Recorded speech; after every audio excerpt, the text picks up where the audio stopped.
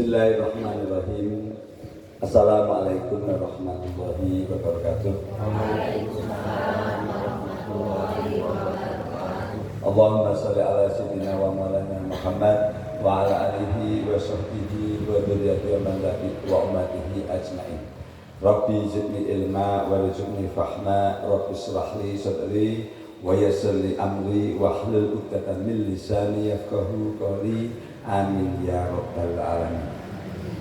Pada hadirin jamaah Masjid Agung Asta yang saya hormati, saya sayangi, yang dirahmati Allah SWT, pada kesempatan pagi hari ini, hari Rabu tanggal 16 Oktober tahun 2024, saya akan bacakan kitab Lubabul Hadis yang isinya tentang pesan-pesan Nabi Muhammad Sallallahu Alaihi Wasallam. Ini bab tentang keutamaan wudu. Jadi nanti judulnya keutamaan wudu. Langsung saya bacakan.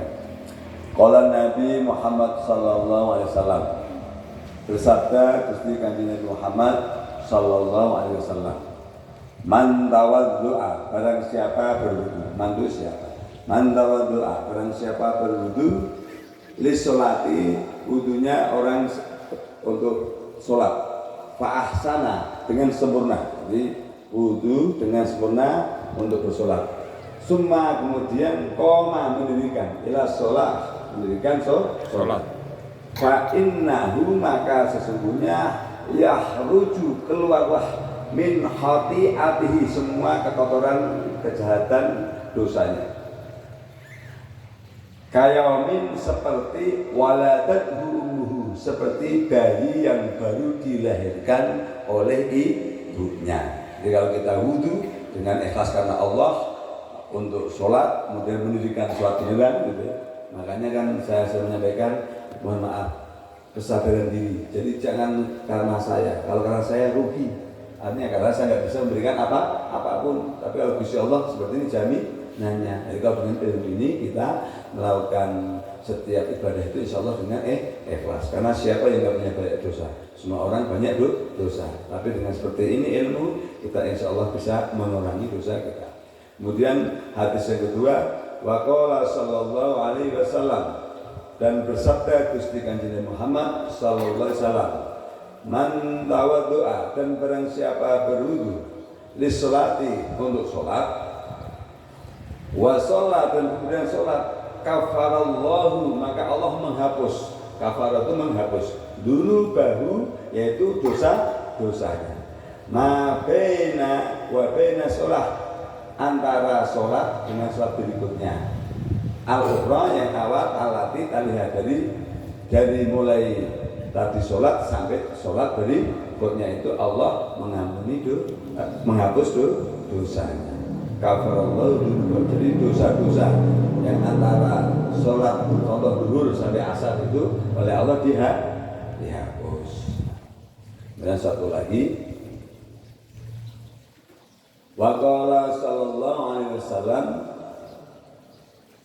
dan bersabda Gusti Kanjeng Nabi Muhammad sallallahu alaihi wasallam, man nama, barang siapa tidur ala wudu, dalam keadaan berwudu. Artinya ketika mau tidur itu kita berwudu. Ini kan sering saya sampaikan, semuanya ada dasarnya, itu bukan karangan saya.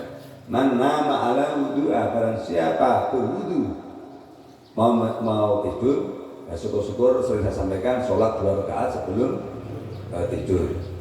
Fa'at rokahul mauta, dan amit-amit saat itu kemudian datanglah maut menjemput. Fa'at rokahu, itu datanglah al mauta, maut, fitil kairalati, di malam itu. Tilka itu di malam itu. Tilka itu. Kalau hadihi itu ini.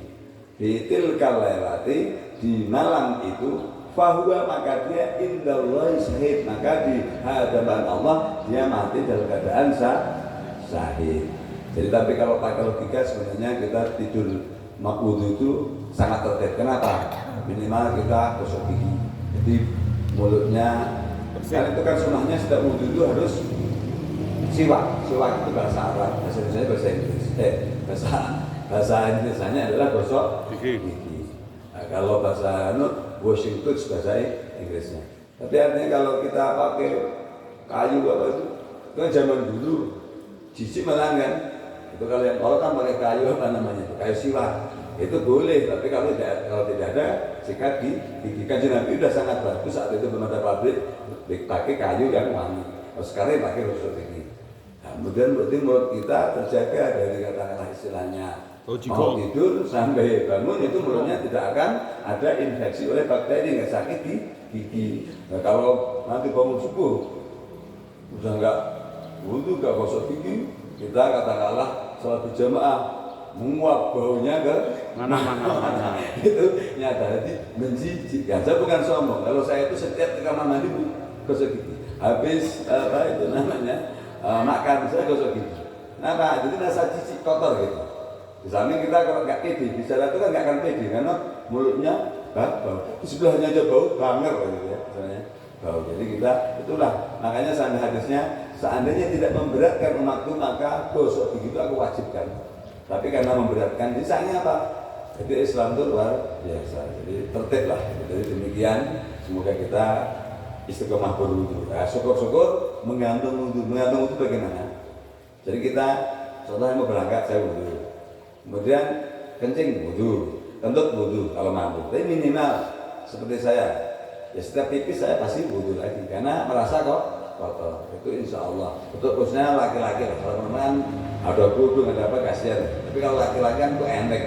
Tapi kalau perempuan memang ya ada kerudung ada make up memang memaklumi. Tapi khususnya untuk laki-laki, contoh mohon maaf yang kerja gimana kena debu, kencing apa bagus, habis kencing wudu hilangkan debu. Kemudian kalau sholat nggak terlalu bau, dia nggak bau keringat, bau apa, primafit dan sebagainya itu kan. Tapi kalau kita sendiri wudu, insya Allah tidak akan bau. Itulah kalau kita ikutin agama Islam, hidup ini benar-benar mulia, insya Allah.